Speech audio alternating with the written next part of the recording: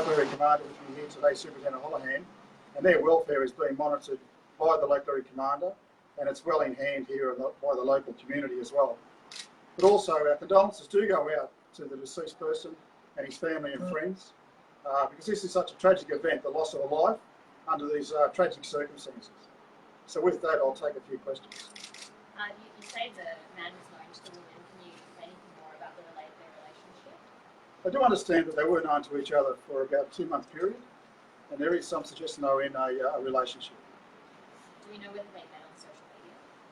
That's been talked about. We have not confirmed that, and that will be something that the critical incident team will go back and look at the background and the origins of the offender and also their relationship. Is there anything to suggest there may be an ABO or such thing against the gentleman? Well, that is correct. On the 31st of October, there was an application by the victim for an ABO, and the police did issue that ABO. And since that time, the police have been trying to find the offender and serve that, but the offender has been avoiding service of that ABO. Can you say anything to the motorists who were obviously at the scene when the police put down the stoppage devices? But all I can say is that the police reacted in a very safe way and really took their job seriously. And to be able to stop that vehicle was really good for public safety. And also, unfortunately, though, it has led then to the death of a young man. How are the officers doing? Well, of course, in these jobs, these are some of the jobs that we dread. The police officers come to work each day to actually help the public and save people. However, it's a sad fact that they've got a very dangerous and difficult and challenging jobs at times, and that is why we train our police in self-defence tactics and the deployment of weapons so that they can keep safe and they can keep the community safe. Will those officers undergo counselling now, and have they been stood down temporarily? No, certainly they have not been stood down.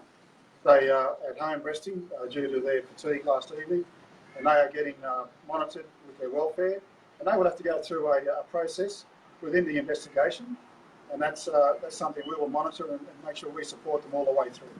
How many shots were fired? There's several shots fired by 2 police officers. The exact number, that will be something that the ballistics police will assist the critical incident investigation team to make sure that is an accurate number. Whereabouts on his body was the man wounded? I don't want to go into those specifics in relation to that, but as you could understand, it has resulted in his death.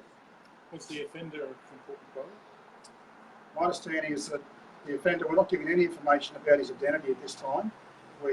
Not even his age, you might have noticed, because we want to make sure we identify him and we actually inform family and friends prior to a public notification. Actually, the presser does have him as 36-year-old man died following a confrontation with police. Well, I haven't been given that information. I don't know that he's actually that age. So that will be something that we'll have to look into.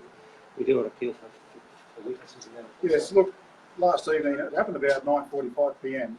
If there are any people that are on the Pacific Highway at Bombal around that time and saw this event, we'll have some footage of the event. If we could ask them just to come forward to the police, and in particular, if they could immediately ring the Crime Stoppers number, which is 1800 333 000. Thanks very much, everybody. Thank you, Ian.